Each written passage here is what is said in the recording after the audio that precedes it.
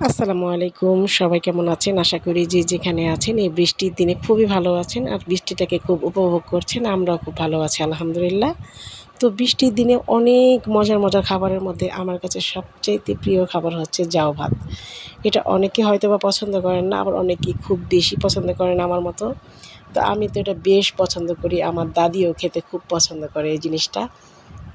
শুটকির ভর্তা দিয়ে এই জাউ ভাতটা মানে নরম ভাতটা খেতে যে কী পরিমাণ মজা! আর অবশ্যই এটা আতপ চালের হতে হবে।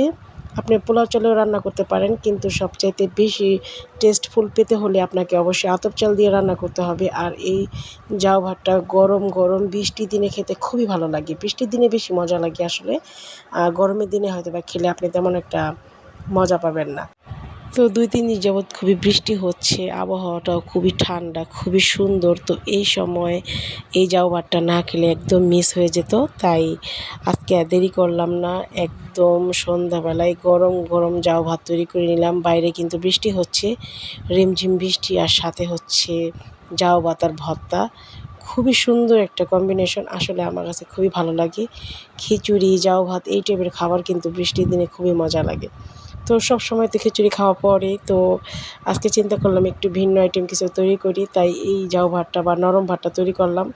এটা অনেক দেশেই কিন্তু খুব বেশি প্রচলিত।